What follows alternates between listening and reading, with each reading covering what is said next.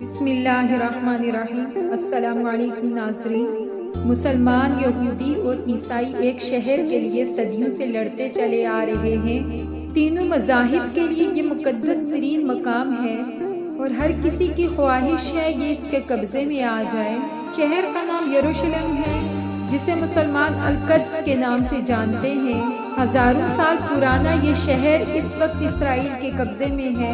یہی شہر فلسطینیوں اور اسرائیل کے درمیان تنازع کی وجہ بنتا ہے۔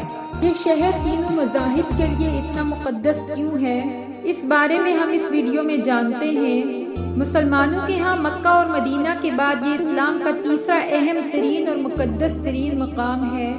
جب نماز فرض کی گئی تو مسلمان بیت المقدس کی طرف رخ کر کے نماز پڑھا کرتے تھے، اسی لیے اسے مسلمانوں کا قبلہ اول کہا جاتا ہے۔ یعنی اسلام کی شدید خواہش تھی کہ مسلمان اللہ کی طرف رخ کر کے نماز ادا کریں، لیکن اللہ کا حکم نہیں آیا تھا۔ سن 2 ہجری میں نبی کریم صلی اللہ علیہ وسلم نماز پڑھا رہے تھے۔ اسی دوران وحی نازل ہوئی اور اللہ کی طرف سے بیت المقدس کے بجائے بیت اللہ کو قبلہ قرار دے دیا گیا۔ اس کے مقدس ہونے کی دوسری وجہ حضور علیہ السلام کا یہاں سے معراج کے لیے تشریف لے جانا ہے۔ علیہ السلام حضرت جبریل علیہ السلام کے ساتھ مکہ سے معراج کے لیے روانہ ہوئے۔ آپ پہلے بیت المقدس پہنچے، یہاں آپ نے تمام انبیاء علیہ السلام کی امامت کروائی۔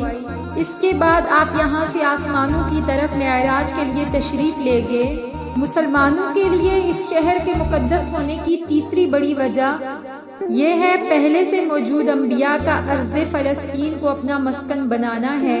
قرآن پاک میں مسلمانوں کو واضح حکم دیا گیا ہے کہ رسولوں میں فرق نہیں کرنا، اسی لیے مسلمان تمام 1,24,000 پیغمبروں پر ایمان رکھتے ہیں اور سب کو حق پر سمجھتے ہیں۔ جو شخص بھی 1,24,000 پیغمبروں میں سے ایک پر بھی یقین نہیں رکھتا، اس کو مسلمان نہیں سمجھا جاتا۔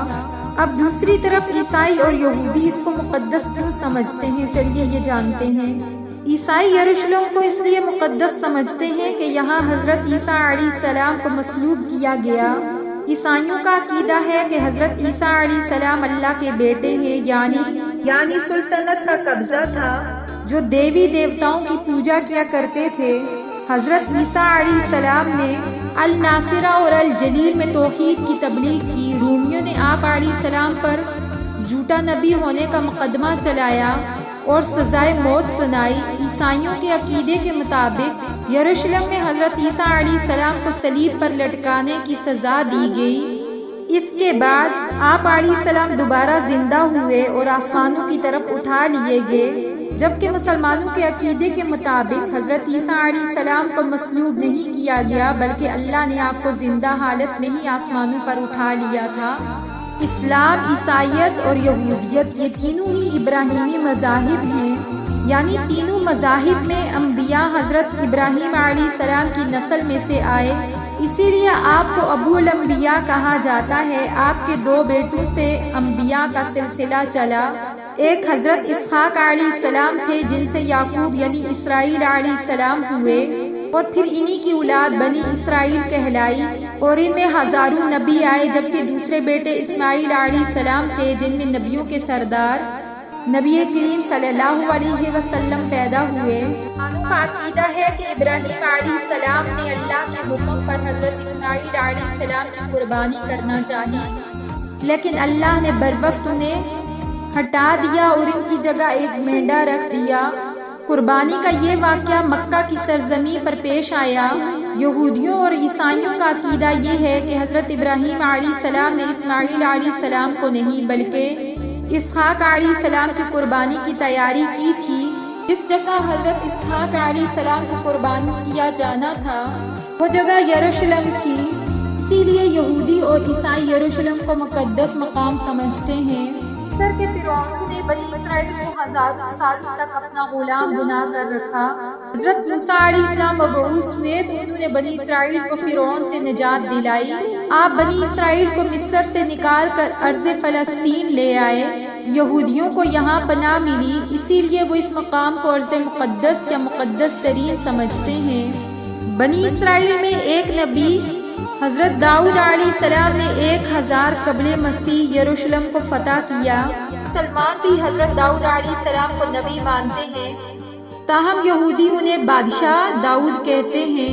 حضرت داؤد علیہ السلام نے یروشلم کو متحدہ اسرائیلی سلطنت کا دارالحکومت قرار دیا۔ تاریخی روایات کے مطابق آپ علیہ السلام کے پاس اللہ کا عطا کردہ تابوت سکینہ تھا۔ کی حفاظت کے لیے ایک عمارت کی تعمیر شروع کروائی۔ آپ اس عمارت کو مکمل کرنے سے پہلے ہی دنیا سے پردہ فرما گئے۔ آپ کے جانے کے بعد حضرت سلیمان علیہ السلام کو بادشاہی اور نبوت ملی۔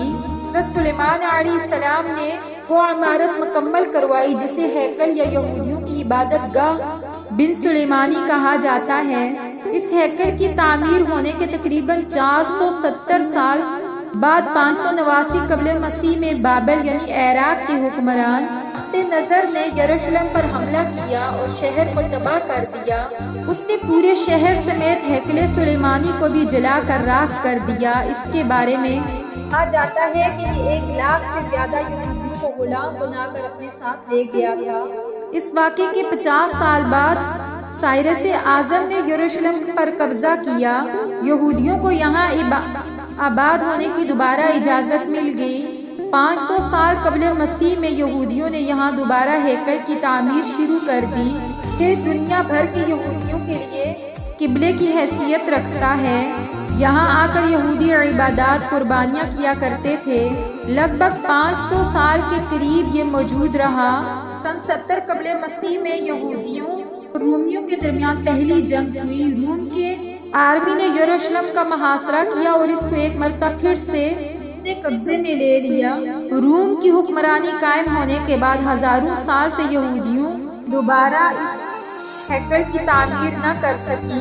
مختلف ادوار میں یہودیوں کے یہاں آمد اور یہاں سے ان کو نکالے جانے کا سلسلہ جاری رہا۔ تب سے ہی یہودیوں کی کوشش یہی ہے کہ ہیکل سلیمانی دوبارہ تعمیر کیا جائے۔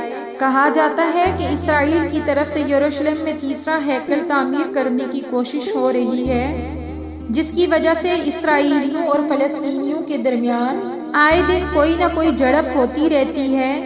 امید ہے آج کی ویڈیو آپ کو پسند آئی ہوگی۔ اگر آپ کو ہماری ویڈیو پسند آئی ہے تو اس ویڈیو کو لائک کیجیے۔ ایسی ہی مزید ویڈیوز کے لیے ہمارے چینل کو سبسکرائب کیجیے۔ ملتے ہیں نیکسٹ ویڈیو میں، تب تک کے لیے اللہ حافظ۔